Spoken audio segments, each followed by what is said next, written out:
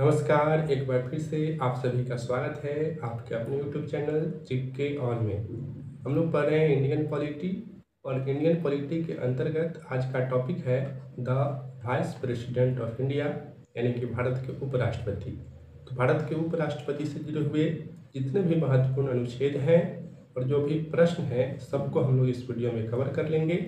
आप कोई भी एग्ज़ाम की तैयारी कर रहे हैं, वो छोटा लेवल का एग्ज़ाम हो या बड़ा लेवल का, इस वीडियो को देखने के बाद उपराष्ट्रपति टॉपिक आपका कंप्लीट हो जाएगा। तो चलिए शुरू करते हैं वीडियो को। सबसे पहले हम लोग अनुच्छेद की चर्चा कर लेते हैं कि उपराष्ट्रपति से जुड़ा हुआ अनुच्छेद कौन कौन है। तो अनुच्छेद को याद रखने का एक ट्रिक है। सबसे पहले इस ट्रिक को आप लोग लिख लीजिएगा। ट्रिक है उसका नाक बड़ी सा, है ना। परी को आप लोग जानते होंगे, एक बालवीर सैयद आया था, उसमें बहुत प्रकार की परी होती थी, भयंकर परी, रानी परी, बाल परी, क्या कहते हैं। तो आपको याद रखना है ट्रिक, उसका नाक बड़ी सा। एकदम आसान सेंटेंस है। अब इसके शब्द विस्तार को देख लीजिए। सबसे पहले यहाँ पर ऊ लेटर है। तो ऊ का मतलब क्या है? ऊ का मतलब है उपराष्ट्रपति का पद। भारत में जो उपराष्ट्रपति का पद है ये अनुच्छेद 63 में वर्णित है। फिर है स। तो स का मतलब है सभापति। उपराष्ट्रपति जो होता है वो राज्यसभा के सभापति होते हैं। तो सभापति किस अनुच्छेद के तहत होते हैं? अनुच्छेद 64 के तहत। फिर है का। तो का मतलब है यहाँ पर कार्यवाहक राष्ट्रपति। उपराष्ट्रपति जो होते हैं अनुच्छेद 65 के तहत कार्यवाहक राष्ट्रपति के रूप में भी कार्य करते हैं। फिर है यहाँ पर न। तो न से हो जाएगा यहाँ पर निर्वाचन। उपराष्ट्रपति का जो निर्वाचन है वो अनुच्छेद 66 में है। फिर यहाँ पर क लेटर है। तो क का मतलब है उपराष्ट्रपति का कार्यकाल। तो जो कार्यकाल है ये किस अनुच्छेद में है? तो यह है 67 में, 67 में। फिर है परिषद। तो देखिए परी का मतलब है पद रिक्ति। प से पद, परी से रिक्ति। तो उपराष्ट्रपति का जो पद रिक्ति है ये है अनुच्छेद 68 में। और फिर इसमें स है तो स से हो जाएगा शपथ। उपराष्ट्रपति का शपथ किस अनुच्छेद में है?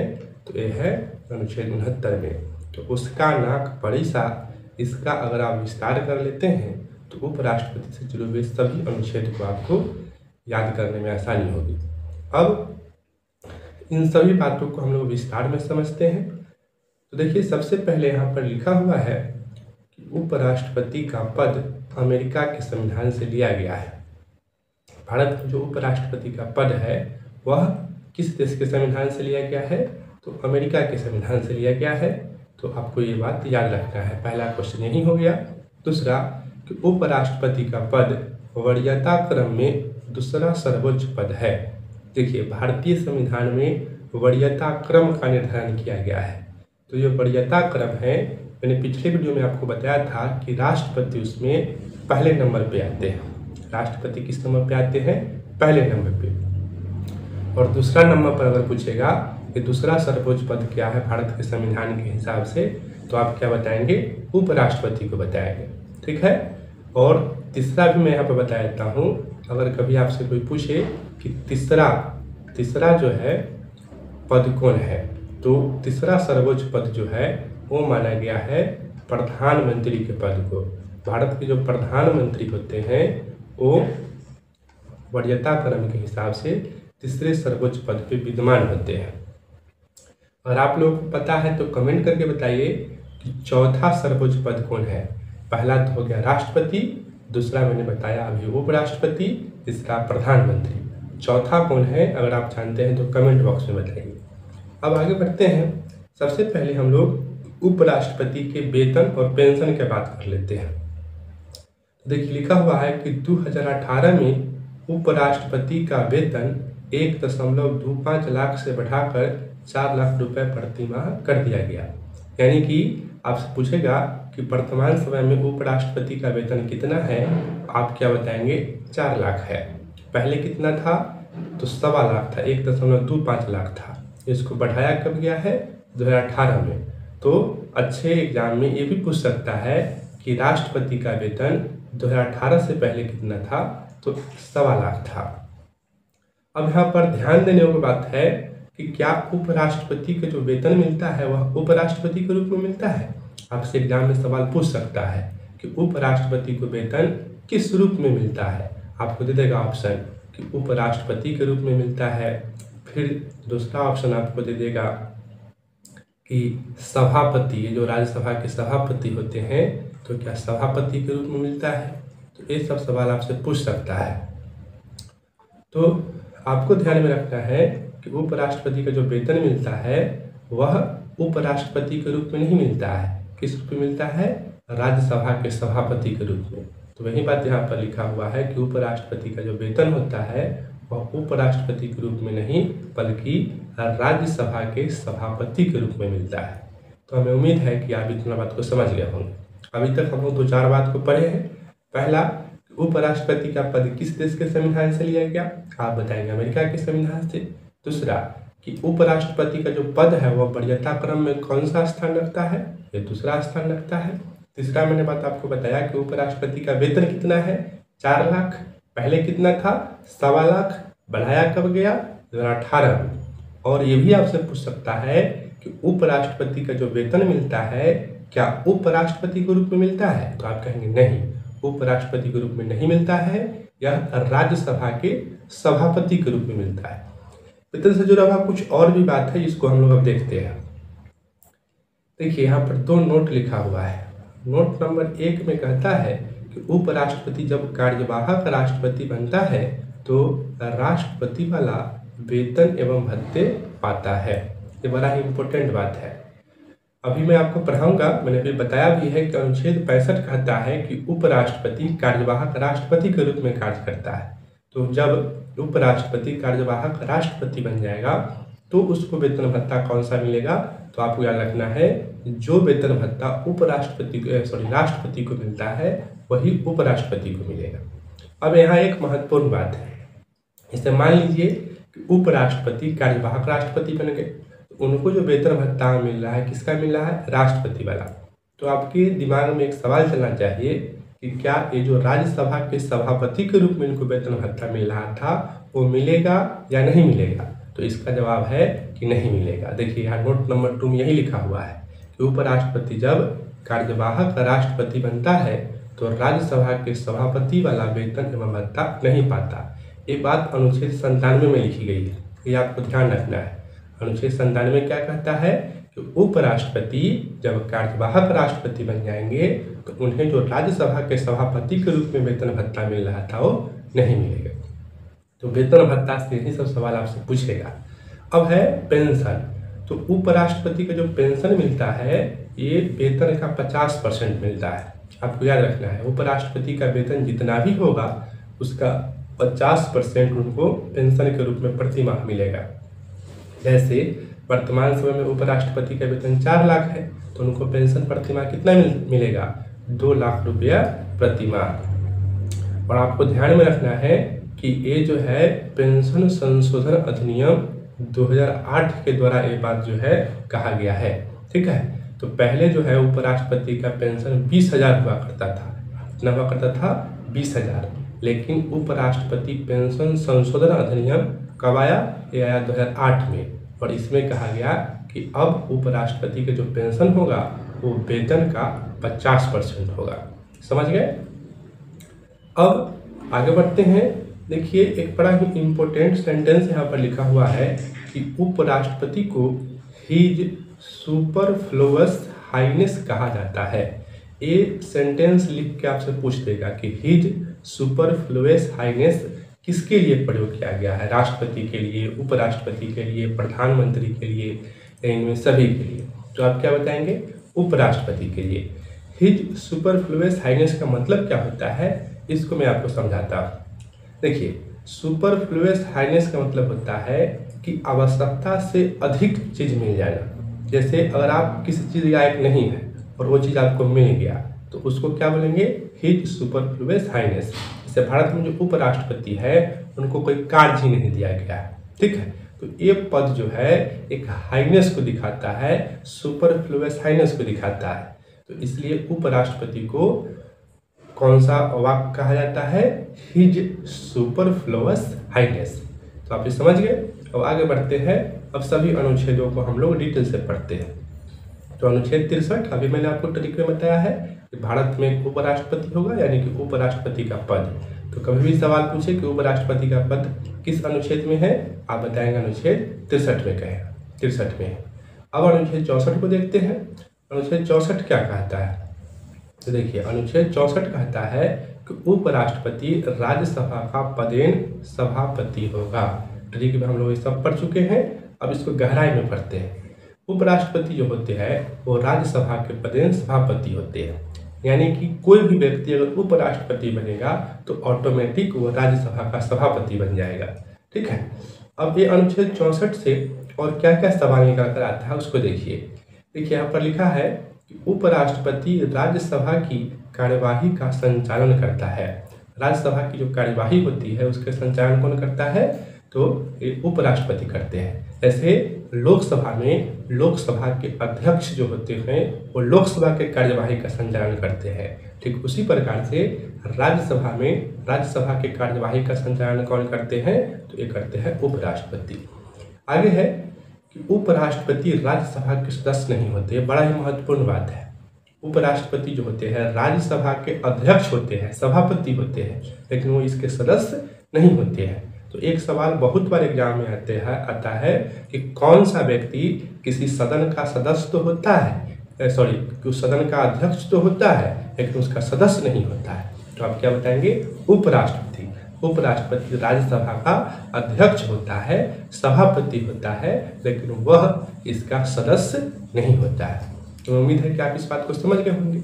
तो अब एक इम्पोर्टेंट बात आता है कि राज्यसभा में मान लीजिए कि किसी भी विधेयक पर वोटिंग चल रही हो, तो क्या उपराष्ट्रपति उस पर अपना वोट डालेंगे, उस पर अपना मत देंगे, तो इसका जवाब है नहीं। जब वो सदस्य ही नहीं है तो वोट कैसे डालेंगे, तो आपको याद रखना है कि उपराष्ट्रपति को राज्यसभा में मत देने का अधिकार नहीं है। लेकिन एक निर्णायक मत, जैसे मान के चलिए कि कोई विधेयक है और उस पर जो वोटिंग हुई है वो बराबर हो गई है, 50 लोग उसके पक्ष में वोट दिए हैं और 50 लोग विपक्ष में दिए, ये निर्णय नहीं हो पा रहा है कि वो विधेयक बनेगा अथवा नहीं बनेगा, और वो जो विधेयक है वो अधिनियम बनेगा कि नहीं बनेगा, तो उस समय उपराष्ट्रपति निर्णायक वोट दे सकते हैं। तो अगर निर्णायक मत देना हो, टाई होने जैसी स्थिति हो, तो उस समय उपराष्ट्रपति निर्णायक मत देते हैं। तो अनुच्छेद 64 में बहुत सारा बात निकल के आया।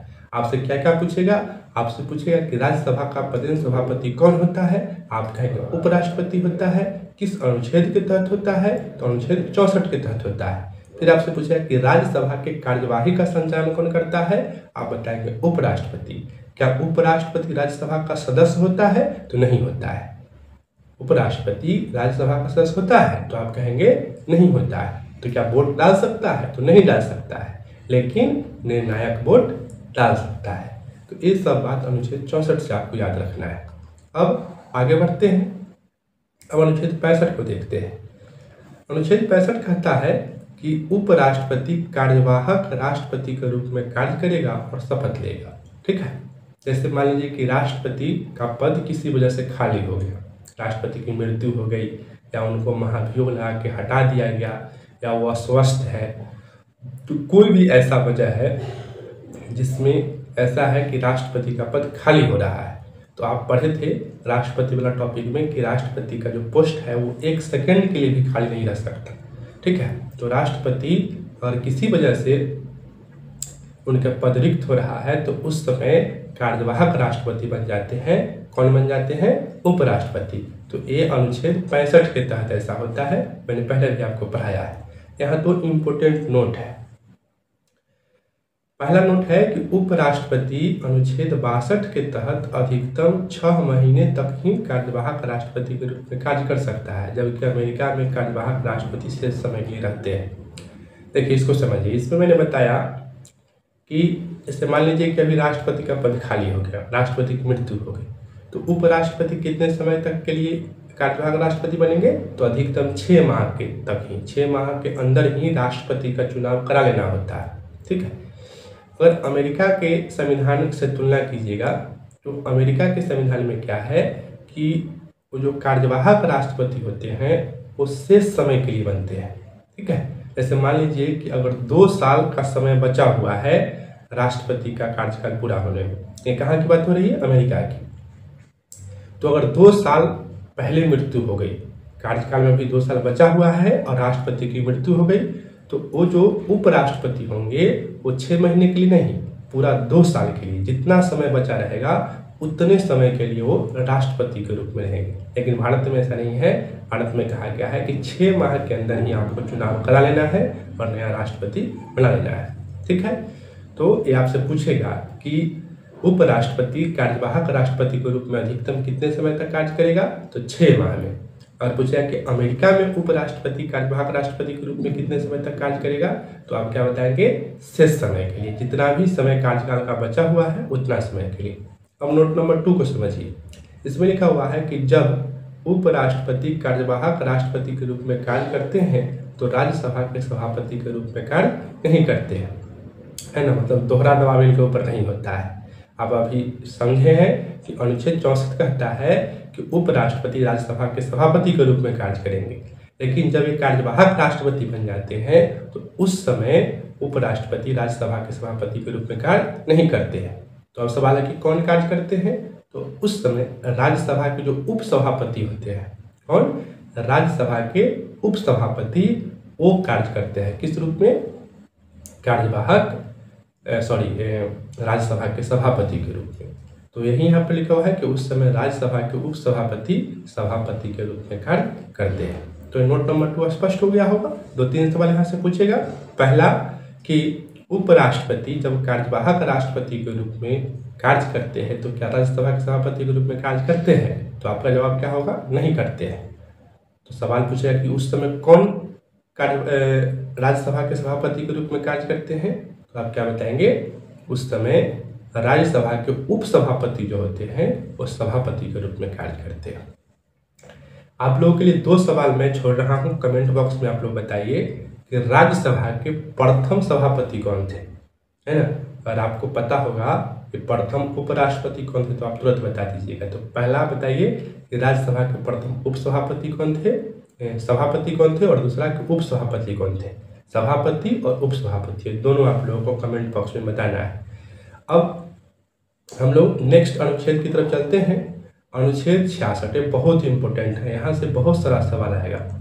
अनुच्छेद 66 में उपराष्ट्रपति के निर्वाचन का वर्णन है। ठीक है, अब 66 जो है उसमें ढेर सारा क्लॉज भी है, इसको हम लोग बारी बारी से समझते हैं। देखिए, पहला इसमें लिखा हुआ है कि लोकसभा एवं राज्यसभा के निर्वाचित एवं मनोनीत सभी सदस्य जो होते हैं वो उपराष्ट्रपति के निर्वाचन में हिस्सा लेते हैं, है ना। तो उपराष्ट्रपति का जो निर्वाचक मंडल है, ये आपसे पूछेगा कि उपराष्ट्रपति का निर्वाचक मंडल, है ना। तो उपराष्ट्रपति का निर्वाचक मंडल जो है वो अनुच्छेद 66 के 1 में है, और गहराई में इसको समझिए। 66 में निर्वाचन का चर्चा है और 66 का 1 क्या कहता है? निर्वाचक मंडल। और निर्वाचक मंडल में कौन होते हैं? तो ये होते हैं लोकसभा एवं राज्यसभा के सभी सदस्य, मतलब मनोनीत भी और निर्वाचित भी। राष्ट्रपति में मैंने आपको क्या बताया था कि लोकसभा एवं राज्यसभा केवल निर्वाचित सदस्य, वहाँ मनोनीत सदस्य का चर्चा नहीं था। और एक अंतर यह भी है कि राष्ट्रपति के चुनाव में विधानसभा के निर्वाचित सदस्य भी हिस्सा लेते थे, लेकिन यहाँ ऐसा नहीं है। उपराष्ट्रपति के चुनाव में विधानसभा का कोई भी मेंबर हिस्सा नहीं लेता है। तो आपको क्या याद रखना है? लोकसभा एवं राज्यसभा के सभी सदस्य मतलब निर्वाचित और मनोनीत। और ये बात किस अनुच्छेद में है? 66 के 1 में। तो निर्वाचक मंडल, electoral college of the vice president, ये किस अनुच्छेद में है? 66 के 1 में।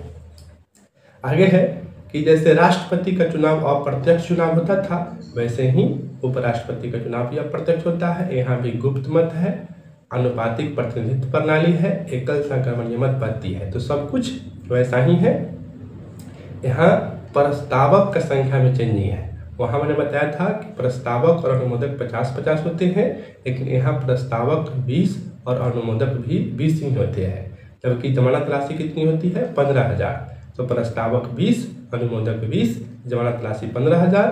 और जैसे राष्ट्रपति में भी RBI को राशि दी जाती थी, वैसे ही उपराष्ट्रपति में भी ये राशि किसको दी जाती है, RBI को दी जाती है, रिजर्व बैंक ऑफ इंडिया को दी जाती है। अब देखिए यहाँ भी एक नोट है। नोट क्या है कि मूल संविधान के अनुसार उपराष्ट्रपति का निर्वाचन संसद के दोनों सदनों की संयुक्त बैठक द्वारा होता था। ये अच्छे लेवल के एग्जाम में पूछेगा आपसे, है ना। क्या पूछेगा कि मूल संविधान के अनुसार उपराष्ट्रपति का जो निर्वाचक मंडल था उसमें क्या था, तो उसमें एक सिस्टम था कि अगर उपराष्ट्रपति का निर्वाचन होगा तो संसद के दोनों सदन यानी कि लोकसभा और राज्यसभा दोनों का संयुक्त अधिवेशन होगा। तो पहले मूल संविधान में संयुक्त अधिवेशन की व्यवस्था की गई थी, तो इसको अब खत्म कर दिया गया है। किस संविधान संशोधन के द्वारा? 11वें संविधान संशोधन जो कि 1961 में हुआ है, इसके द्वारा इसको खत्म कर दिया गया है। तो यह भी एक महत्वपूर्ण प्रश्न बन सकता है कि किस संविधान संशोधन के द्वारा उपराष्ट्रपति के चुनाव की प्रक्रिया में चेंजिंग लाई गई। तो 11वें संविधान संशोधन 1961 के द्वारा, ठीक है। उसमें क्या कहा गया था पहले कि संसद के संयुक्त अधिवेशन के द्वारा लोकसभा का उपराष्ट्रपति का निर्वाचन होगा, ठीक है। अब क्या कहा गया है कि लोकसभा एवं राज्यसभा के निर्वाचित एवं मनोनीत सदस्य के द्वारा जो है इसका निर्वाचन होगा। अब उपराष्ट्रपति के पद हेतु जो शर्तें हैं वो अनुच्छेद 66 के 2 में है। देखिए सीधे आपसे पूछेगा कि उपराष्ट्रपति का निर्वाचन, तो आप कहेंगे 66। पूछा कि निर्वाचक मंडल एक किस अनुच्छेद में है, तो 66 के 1 में है। और उपराष्ट्रपति के पद की जो शर्तें निर्धारित की गई है 21 अनुच्छेद में है, 66 के 2 में है, ठीक। देखिए शर्त क्या है, तो शर्त ये है कि संसद या राज्य विधानमंडल के किसी भी सदन का सदस्य नहीं होना चाहिए। अगर कोई भी व्यक्ति उपराष्ट्रपति बनना चाहता है तो वह न तो संसद और न ही विधानमंडल के किसी भी सदन का सदस्य होना चाहिए। अगर मान लीजिए कि है तो पद ग्रहण करने से उसको क्या होगा, उस सदन की सदस्यता से इस्तीफा देना पड़ेगा, पद त्याग करना पड़ेगा। यही बात यहाँ पर लिखा हुआ है। राष्ट्रपति में मैंने यही बात बताया था कि कोई भी व्यक्ति अगर राष्ट्रपति बनना चाहता है तो संसद या विधानमंडल के किसी भी सदन का सदस्य नहीं होना चाहिए। अगर है तो पद ग्रहण करने की तिथि से ही उसको उस सदन की सदस्यता से इस्तीफा देना होगा, वो पद छोड़ना पड़ेगा, वो सीट खाली करनी पड़ेगी। तो ये शर्त हो गया पहला शर्त। दूसरा, वह किसी लाभ के पद पर ना हो, है ना। राष्ट्रपति में भी यही बात था कि वह लाभ के पद पर नहीं हो। तो शर्तें जो है राष्ट्रपति के जैसा ही है, सिर्फ आपको अनुच्छेद याद रखना है कि 66 के 2 में है।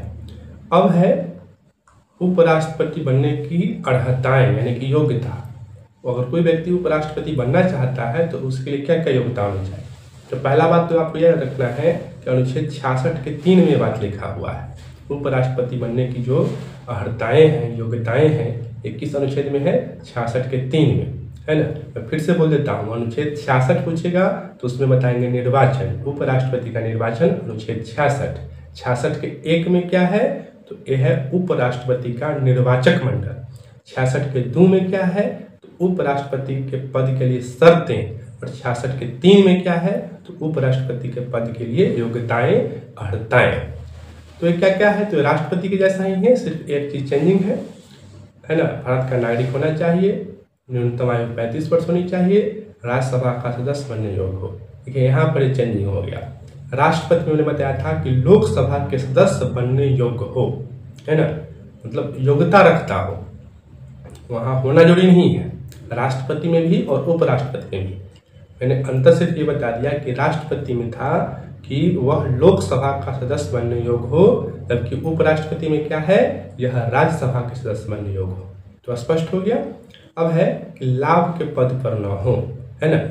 राष्ट्रपति में भी यही बात था, शर्त में भी लाभ के पद का जिक्र था और योग्यता में भी लाभ के पद का जिक्र था। तो उपराष्ट्रपति बनने के लिए यह योग्यता है कि वह लाभ के पद पर नहीं होना चाहिए। ये बात आर्टिकल 66 के 4 में लिखा हुआ है। तो 66 में आपको कई चीज मैंने बताया। 66 में निर्वाचन, 66 के 1 में निर्वाचक मंडल, 66 के 2 में शर्तें, 66 के 3 में योग्यताएं और 66 के 4 क्या कहता है, तो उपराष्ट्रपति अगर कोई व्यक्ति बनना चाहता है तो वह लाभ के पद पर नहीं हो, ऑफिस ऑफ द प्रॉफिट नहीं हो। ये लाभ के पद क्या होता है, इन सब बातों का जिक्र मैं राष्ट्रपति वाला टॉपिक में कर चुका हूँ, है ना। अगर आप राष्ट्रपति वाला वीडियो नहीं देखे हैं तो पहले उसको देख लीजिए। तो अनुच्छेद 66 की बात हो गई। अब हम लोग बात करते हैं अनुच्छेद 67 की। अनुच्छेद 67 कार्यकाल का चर्चा करता है ना। तो उपराष्ट्रपति का कार्यकाल आपको पता है कि 5 वर्ष होता है। अब सवाल यहाँ है कि 5 वर्ष से पहले और 5 वर्ष के बाद भी क्या उपराष्ट्रपति अपने पद पर रह सकता है। तो राष्ट्रपति में जैसे मैंने आपको बताया था कि सामान्य कार्यकाल तो 5 वर्ष ही होता है, लेकिन 5 वर्ष से पहले भी वो अपना पद छोड़ सकता है और 5 वर्ष के बाद भी अपने पद पर बना रह सकता है। इसकी कुछ परिस्थितियाँ होती हैं। तो चलिए इसको भी देख लेते हैं। पहले 5 वर्ष से पूर्व वाली परिस्थिति देख सकते हैं। तो पहला बर्खास्त किए जाने पर मान लीजिए कि उपराष्ट्रपति को बर्खास्त कर दिया गया, हटा दिया गया, तो 5 वर्ष से पहले भी उसका कार्यकाल समाप्त हो जाएगा। दूसरा मृत्यु पर, है ना, मान लीजिए कि 1 साल हुआ है और वो मर गए तो 5 साल से पहले ही खत्म हो जाएगा। तो सिंपल सी बात है।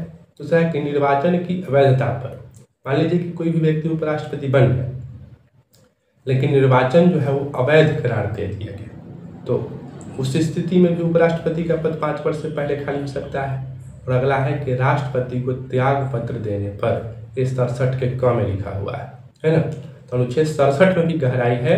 अनुच्छेद 67 सिर्फ इतना कहता है कि उपराष्ट्रपति का कार्यकाल 5 वर्ष होगा, और 67 के क क्या कहता है कि उपराष्ट्रपति अपना त्याग पत्र किसको देगा, राष्ट्रपति को, है ना। तो ये सवाल आपसे पूछता है ना कि उपराष्ट्रपति अपना इस्तीफा, अपना त्याग पत्र किसको सौंपते हैं, तो राष्ट्रपति को सौंपते हैं। यह बात किस अनुच्छेद में लिखा हुआ है, तो 67 के क में लिखा हुआ है। अब आगे बढ़ते हैं, 67 के ख को समझते हैं। तो 67 के ख जो है ये उपराष्ट्रपति को पद से हटाने की प्रक्रिया का जिक्र करता है। राष्ट्रपति में मैंने आपको अनुच्छेद 61 में बताया था कि राष्ट्रपति को हटाने की प्रक्रिया को महाभियोग कहा जाता है, और महाभियोग की प्रक्रिया को मैंने बताया था, है ना। तो पहला सवाल तो ये आपसे पूछेगा कि क्या उपराष्ट्रपति को हटाने की प्रक्रिया के लिए महाभियोग शब्द का प्रयोग किया गया है, तो आप बताएंगे नहीं किया गया है। इसके लिए महाभियोग शब्द का प्रयोग नहीं किया गया है, ठीक है। तो ये पहला आपको याद रखना है। आगे 67 के ख को समझिए। 67 के ख क्या क्या कहता है, देखिए लिखा हुआ है कि उपराष्ट्रपति को पद से हटाना एक अर्ध न्यायिक प्रक्रिया है ना। ये सवाल आपसे पूछेगा, अर्ध न्यायिक प्रक्रिया। राष्ट्रपति मैंने आपको नहीं बताया था, लेकिन आपको याद रखना है कि राष्ट्रपति को भी पद से जो हटाने की प्रक्रिया है वो अर्ध न्यायिक प्रक्रिया है। अब आपके दिमाग में सवाल चलेगा कि न्यायिक प्रक्रिया क्या होता है और अर्ध न्यायिक प्रक्रिया क्या होता है। आराम से समझिए कि न्यायिक प्रक्रिया का यह मतलब होता है कि वो कोर्ट में बात चलती है, सुप्रीम कोर्ट, हाई कोर्ट और जो भी डिस्ट्रिक्ट लेवल का कोर्ट होता है, उन सब में अगर किसी चीज़ की प्रक्रिया चल रही है तो उसको न्यायिक प्रक्रिया बोलते हैं, ठीक है। लेकिन राष्ट्रपति को जो हटाने की प्रक्रिया है वो कहाँ चलती है, संसद में चलती है। और अभी यहाँ पर मैं आपको समझाऊंगा कि उपराष्ट्रपति को जो हटाने की प्रक्रिया है वो भी कहाँ चलती है, तो संसद में ही चलती है।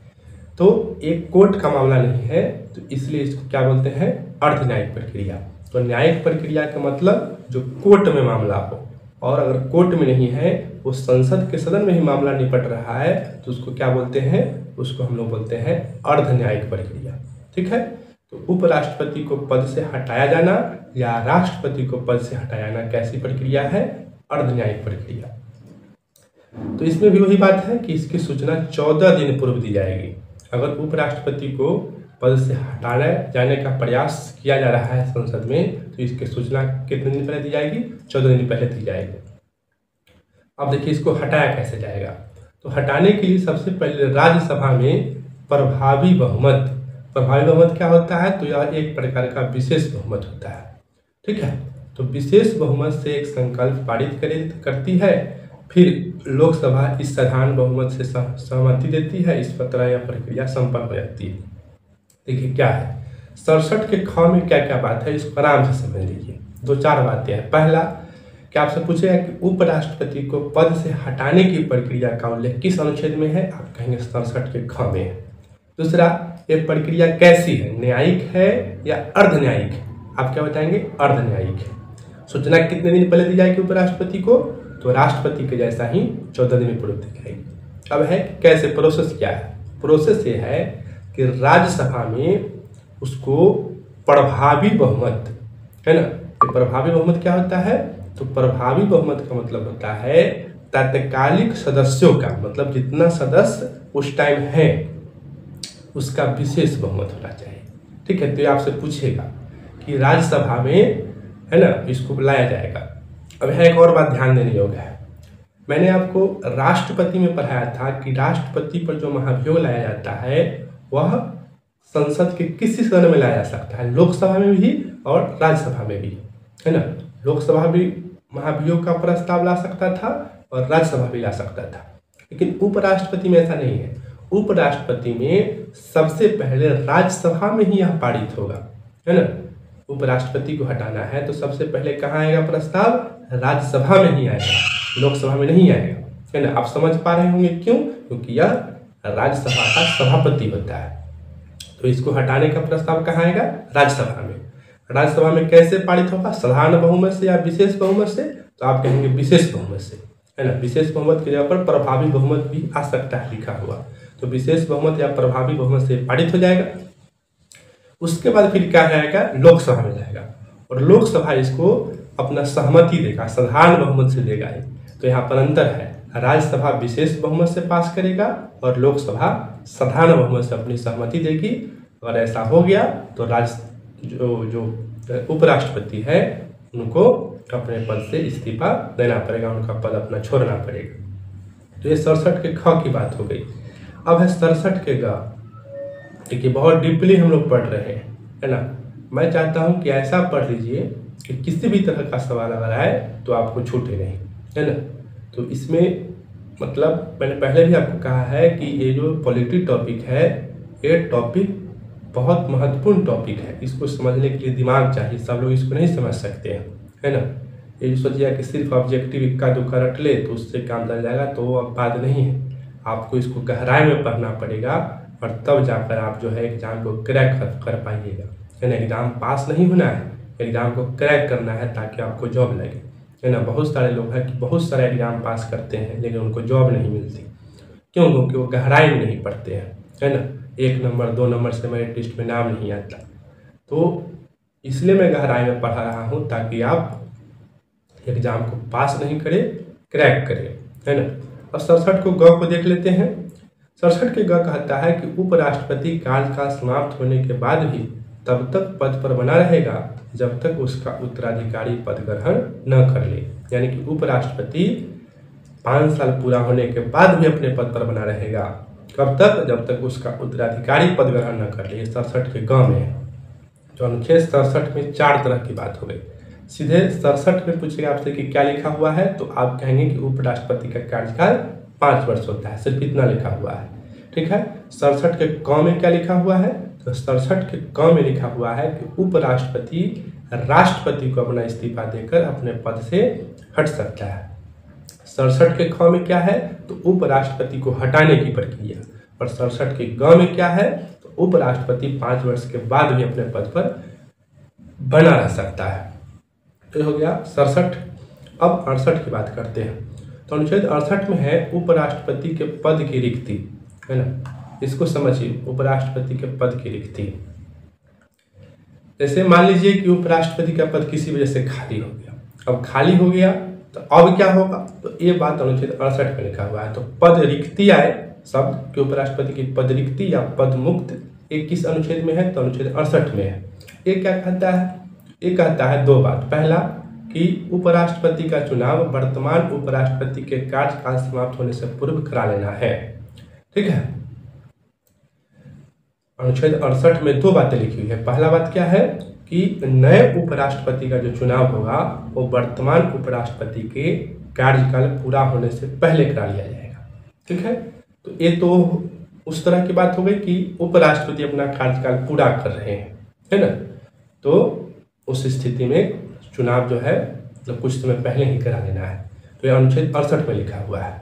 दूसरा, जैसे मान लीजिए कि आकस्मिक पद रिक्ति हो गई, 5 साल पूरा नहीं हुआ है किसी अन्य कारण से, है ना। 5 साल से पहले ही मैंने आपको समझाया है कि मृत्यु हो जाए, बर्खास्त कर दिए जाए, निर्वाचन की अवैधता हो जाए, तो कोई भी परिस्थिति हो कि मृत्यु हो जाए, त्यागपत्र यदि हटाए जाए, कोई भी कारण से अगर रिक्ति होगी तो यथाशीघ्र चुनाव कराकर भर लेना है ना। उपराष्ट्रपति के पद के लिए कहा गया है कि यथाशीघ्र। राष्ट्रपति में मैंने आपको बताया था कि 6 महीना, है ना, कि अगर राष्ट्रपति की आकस्मिक मृत्यु हो जाए या उनको महाभियोग से हटा दिया जाए या उनका निर्वाचन अवैध हो जाए तो राष्ट्रपति का जो पद भरने की तिथि थी वो 6 माह तक ही, 6 माह के अंदर ही चुनाव करा लेना है। लेकिन उपराष्ट्रपति में ऐसा कोई कंडीशन नहीं है। उपराष्ट्रपति में लिखा हुआ यथाशीघ्र, जितना जल्दी हो सके, चुनाव आयोग जितना जल्दी चुनाव करा ले, ये बात लिखा हुआ है। तो इसमें टाइम का लिमिटेशन नहीं है, ठीक है। तो सवाल में फंसा कर दे देगा 6 महीना दे देगा, आपको लगे कि 6 महीना होगा जैसे राष्ट्रपति में होता था, तो ऐसा नहीं है। इसमें यथाशीघ्र शब्द का प्रयोग किया गया है, 6 महीने वाला कंडीशन नहीं है। अब थोड़ा सा और है ना, अनुच्छेद 69 को देखिए, इसमें उपराष्ट्रपति के शपथ की चर्चा की गई है ना। तो उपराष्ट्रपति का शपथ अनुच्छेद 69, है ना। तो पहला तो यही पूछेगा कि उपराष्ट्रपति को शपथ कौन दिलाते हैं, तो उपराष्ट्रपति को शपथ या तो राष्ट्रपति दिलाते हैं, नहीं तो राष्ट्रपति द्वारा नामित कोई व्यक्ति दिलाते हैं। तो ये भी सवाल पूछेगा आपसे कि उपराष्ट्रपति का शपथ कौन दिलाएगा, तो राष्ट्रपति। अगर राष्ट्रपति नहीं है तो राष्ट्रपति द्वारा नामित कोई व्यक्ति, है ना। मतलब राष्ट्रपति है लेकिन वो और किसी को नामित कर दे कि फलाने आदमी जाइए आप उनको दिलवाइए शपथ, तो राष्ट्रपति या राष्ट्रपति द्वारा नामित व्यक्ति ही उपराष्ट्रपति को शपथ दिलवाते हैं। अब है कि उपराष्ट्रपति जो शपथ लेते हैं वो किन बातों की शपथ लेते हैं, तो ये 2 बातों की शपथ लेते हैं। पहला, संविधान के प्रति सच्ची निष्ठा और सच्ची श्रद्धा का, है ना। आपसे पूछेगा कि उपराष्ट्रपति किन बातों की शपथ लेते हैं, तो आप कहेंगे कि संविधान के प्रति सच्ची श्रद्धा और सच्ची निष्ठा का शपथ लेते हैं। दूसरा क्या लेते हैं, तो पद और कर्तव्यों के श्रद्धापूर्वक पालन का, है ना। तो एक संविधान के प्रति शपथ है और एक पद के प्रति है कि हम पद और कर्तव्यों का श्रद्धापूर्वक पालन करेंगे। तो ये हो गया उपराष्ट्रपति के शपथ का चर्चा। अब है अनुच्छेद 71। अनुच्छेद 70 का मैंने यहाँ चर्चा नहीं किया है। अनुच्छेद 70 में आपको राष्ट्रपति वाला टॉपिक में बढ़ा चुका हूँ, है ना। उसमें मैंने आपको बताया था कि संसद को यह शक्ति है कि अगर राष्ट्रपति का पद खाली होने जैसी स्थिति है तो कोई कानून बना सकता है ना। तो और इसके लिए वो कानून बना था, मैंने आपको पढ़ाया भी है ना। तो अनुच्छेद 70 पढ़ चुके हम लोग। अब डायरेक्ट आते हैं अनुच्छेद 71 पर। तो अनुच्छेद 71 क्या कहता है कि राष्ट्रपति तथा उपराष्ट्रपति के निर्वाचन संबंधित विवादों का निपटारा सुप्रीम कोर्ट करेगा, है ना। राष्ट्रपति वाला में मैंने पढ़ाया था आपको कि अगर राष्ट्रपति के चुनाव से संबंधित कोई विवाद है तो उसका निपटारा कौन करेगा, सुप्रीम कोर्ट। ठीक उसी तरह से उपराष्ट्रपति के चुनाव से भी संबंधित अगर कोई विवाद है तो उसका निपटारा कौन करेगा, ये भी सुप्रीम कोर्ट ही करेगा। अब यहाँ पर एक नोट है कि उपराष्ट्रपति का निर्वाचन अवैध होने पर उसके द्वारा किए गए कार्य अवैध नहीं होते हैं। राष्ट्रपति में भी यही बात था कि अगर उसका निर्वाचन अवैध हो गया तो जब तक वो पद पर है, कुछ काम किया है, तो उस काम जो है अवैध नहीं होगा, सिर्फ उसका निर्वाचन अवैध होगा। अब 2-3 इम्पोर्टेंट फैक्ट है। पहला कि सबसे कम समय तक उपराष्ट्रपति पद पर कौन रहे हैं, तो बीवी गिरी रहे हैं, ठीक है। इनका कार्यकाल सबसे कम समय तक रहा है। दूसरा, निर्विरोध चुने गए उपराष्ट्रपति। तो अब तक 3 ऐसे उपराष्ट्रपति हैं जो निर्विरोध चुने गए हैं। इसमें है पहला डॉक्टर राधाकृष्णन, पूरा नाम है डॉक्टर सर्वपल्ली राधाकृष्णन। दूसरा है मोहम्मद हिदायतुल्लाह और तीसरा है शंकर दयाल शर्मा, ठीक है। तो ये तीनों नाम आपको याद रखना है, शंकर दयाल शर्मा, राधाकृष्णन और हिदायतुल्लाह। तो ये तीनों जो है कार्यवाहक निर्विरोध चुने गए उपराष्ट्रपति हैं। अब है उपराष्ट्रपति बनने से पहले डॉक्टर राधाकृष्णन क्या थे, तो सोवियत संघ के राजदूत थे। पूछ सकता है आपसे कि जिस समय सर्वपल्ली राधाकृष्णन उपराष्ट्रपति बने थे उससे पहले वो क्या थे, तो उससे पहले वो सोवियत संघ, इसका अभी नाम रूस बोला जाता है, तो सोवियत संघ के क्या थे, राजदूत थे। वैसे अब सोवियत संघ का विघटन हो चुका है। तो ये मैंने उपराष्ट्रपति आप लोगों को पढ़ाया, पूरी गहराई में पढ़ाया है। अब एक एक अनुच्छेद को अगर अच्छे से पढ़ लेते हैं तो उपराष्ट्रपति से कोई भी सवाल आपसे पूछेगा तो आप उसको जरूर बता पाइएगा।